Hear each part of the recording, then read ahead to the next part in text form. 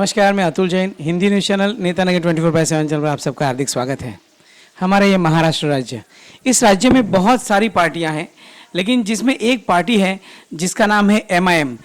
जैसे कि आप देखते हो कि MIM का नाम लिया तो असदुद्दीन ओवैसी साहब का नाम हमारे सामने सबसे पहले आता है, कि जो हमेशा जब उनका भाषण होता है तो लोग बड़ी तादाद में रहते हैं और हर एक विषय को लेकर जो मुद्दा है वो बड़े विषय पे उठाते हैं और उसका हंगामा खड़ा कर देते हैं। ऐसे हमारे ओवैसी साहब, तो जिस तरह राज्य में और देश में ओवैसी साहब ने अपना नाम बनाए रखा है, इसी तरह से हमारे इस मलाड तालुका में भी जो हमारे नासिर कुरैशी जी हैं, उनका भी बहुत प्रसिद्ध नाम है। वो काम करने में उनका बहुत बड़ा नाम है।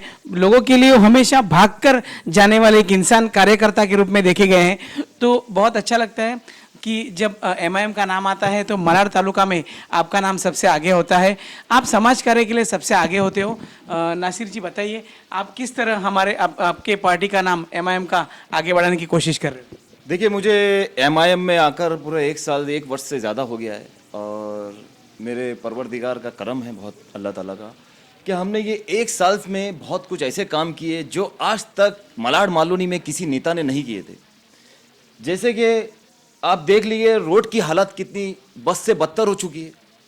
आज मलाड मालूनी में कोई आने वाली इन और आउट, कोई एम्बुलेंस भी पार नहीं हो पाती है। तो यहाँ के कुछ जो जिम्मेदार नेता थे, उन्होंने बड़े बड़े वादे किए हैं कि हम आने के बाद इतने रोड निकाल देंगे, इतने ब्रिज बना देंगे, लेकिन ऐसा कुछ नहीं हुआ है।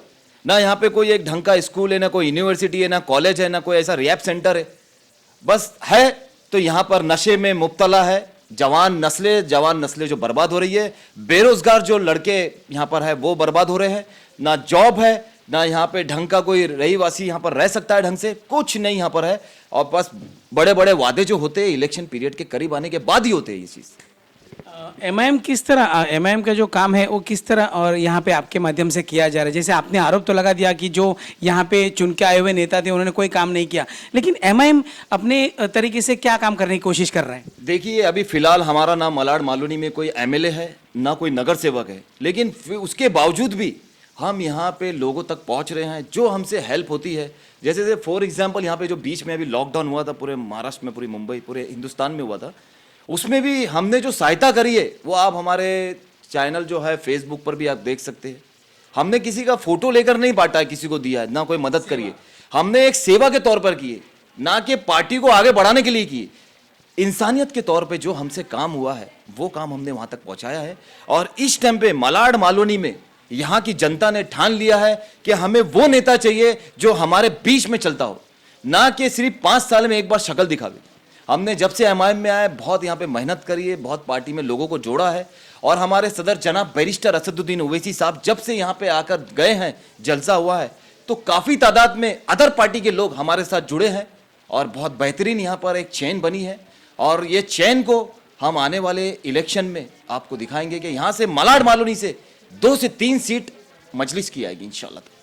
आप किस तरह देखते हैं कि जैसे कि राजकारण में आज की परिस्थिति आप देख रहे हो कि कोई भी किसी भी पार्टी का जो गठ है वो किसी भी के साथ जाके सरकार बना लेता है और लोगों की सेवा करनी है वो तो दूर रह गई, लेकिन अपनी आप सरकार कैसे बनानी है और उसमें से मुझे क्या फ़ायदा मिलेगा, उसके पीछे नेता भाग रहे हैं। आप किस तरह देख रहे हैं कि MIM कहाँ पर है आज के इस राजकारण में?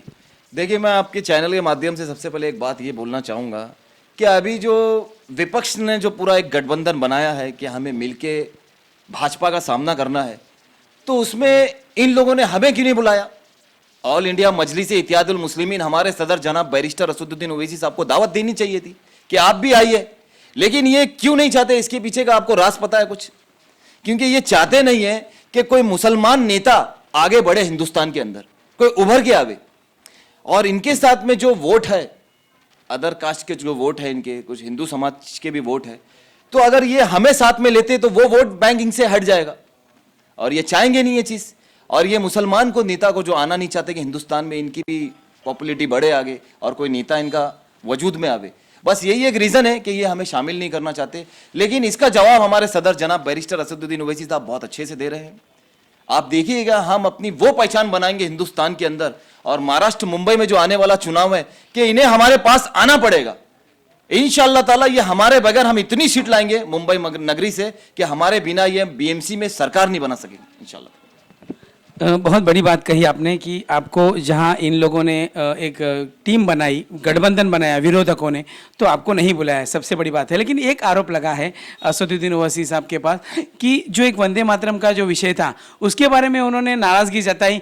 तो क्या हम इस भारत देश में रहते हैं, आप इस मुद्दे को किस तरह देखते हैं? क्योंकि इनको उनके ऊपर एक आरोप भी लगा कि ऐसा नहीं होना चाहिए था, तो आप कैसे देखते हो? देखिए, ये हिंदुस्तान हम सबका है, सब जाति धर्म अपने अपने हिसाब से यहाँ पे अपना धर्म निभाते हैं, अपने कास्ट के हिसाब से सब निभाते हैं। तो कहीं पर भी संविधान में ये नहीं लिखा है कि आपको वंदे, जो आपका ये अल्फाज है वो वंदे पूरा करना है।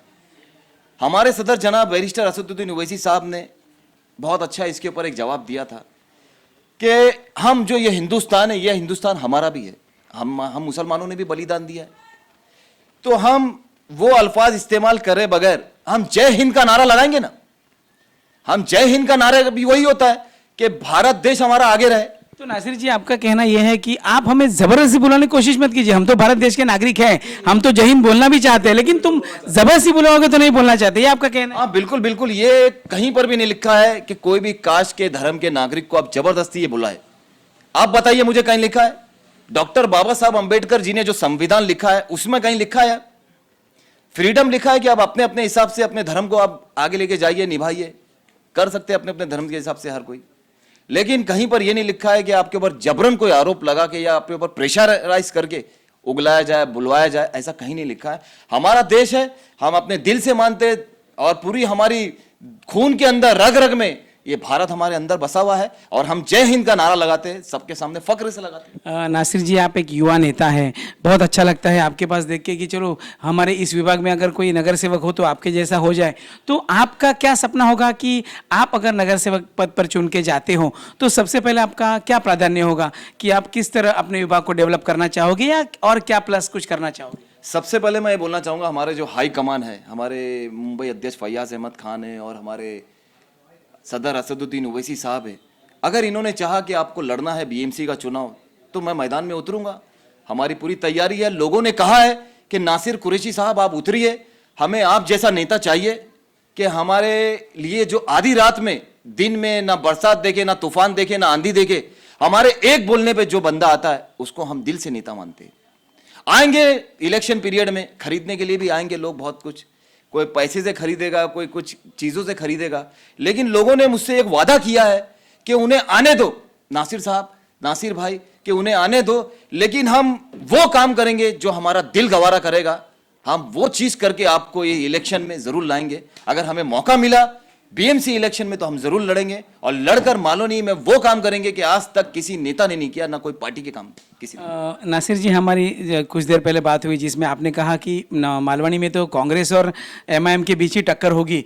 आप किस तरह देखते हो कि जैसे कि एमआईएम को कभी कभी बीजेपी की बी टीम भी कहा गया है कि आप कांग्रेस के वोट तोड़ते हो, आप किस तरह देखते हो कि आप अपनी जो पार्टी एमआईएम है वो क्या कांग्रेस के वोट तोड़ने के हिसाब से खड़ी होती है या बीजेपी को फायदा पहुंचाने के हिसाब से खड़ी होती है, या आप भी कभी जीतकर कुछ करना चाहोगे, क्या कहोगे? देखिए, मैं आपके चैनल के माध्यम से एक बहुत प्यारी बात बोलूंगा कि जो लोग हम पर आरोप लगाते थे कि ये ओवैसी साहब की जो पार्टी है बी टीम है, लेकिन आपने देखा होगा अभी कुछ दिन पहले ही, चंद दिनों पहले ही, कि एनसीपी के कुछ नेता हमारे ऊपर आरोप लगाते थे, विपक्ष आरोप लगाता था, लेकिन वो तो आज खुद बी टीम बन गए।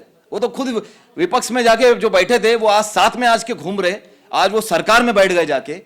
तो आप खुद देखिए कि बी टीम कौन है, आप बताइए। वो तो खुद साथ में मिलकर सरकार में शामिल हो गए। तो ये सब बेबुनियाद आरोप है, ये कोई आरोप में कोई दम नहीं है। हम क्या है, हमारे सदर क्या है, हमारी पार्टी क्या है, वो जो लोग दिल से चाहते हैं उन्हें पता है कि हम क्या है, ए है, बी है या सी है। हमें अपना वजूद पैदा करना हिंदुस्तान में, और हमारे सदर जनाब बैरिस्टर असदुद्दीन ओवैसी साहब हर एक मुद्दा उठाते हैं। कोई नेता उठाता है कि कोई पार्टी का मुद्दा उठाता है? एनआरसी का मुद्दा हो, सीएए का मुद्दा हो, या किसान आंदोलन का मुद्दा हो, या हिजाब का मुद्दा हो, या दलित समाज का मुद्दा हो, तो कोई मुद्दा उठाने वाला है तो वो हमारे सदर जनाब बैरिस्टर असदुद्दीन ओवैसी साहब है, जो पार्लियामेंट में खड़े होकर दर्द भरी आंखों से और जुनून के साथ वो मुद्दा उठाते। तो मुझे फक्र है मेरे सदर के ऊपर। बहुत बड़ी बात कही कि भले हम एक बार देखते हैं कि पार्टी के कोई नेता चुन के आज तक नहीं आए ना एमएलए, एक दो उनके एमएलए हैं, एक एमपी है, लेकिन फिर भी जो पार्टी के दो एमपी हैं तो फिर भी जो उनकी ताकत है वो कहीं ना कहीं वो हिम्मत नहीं हारते, लेकिन भविष्य में कुछ अच्छा एमएम पार्टी के माध्यम से लोगों के लिए सेवा करने की कोशिश नासिर कुरैशी जी करने की कोशिश कर रहे हैं। और दूसरी सबसे बड़ी बात तो ये कही जो मुझे भी बहुत अच्छी लगी कि नक्की एमआईएम के माध्यम से जो हमेशा कहा जाता है कि वंदे मातरम हमें कहना है या हमारा हिंदुस्तान जो है वो हमारा है, लेकिन हमें कोई जोर जबरदस्ती करके ना कहलाए, ये हिंदुस्तान हमारी रग रग में भरा है, तो सबसे बड़ी बात है। तो मैं आपको बहुत बहुत शुभकामनाएं देता हूँ आपके आने वाले दिनों के लिए, और आने वाले समय में आप अच्छा कुछ कर सके इसके लिए बहुत बहुत शुभकामनाएं। मैं अतुल जैन, हिंदी न्यूज़ चैनल नेता ने 24/7। Thank you.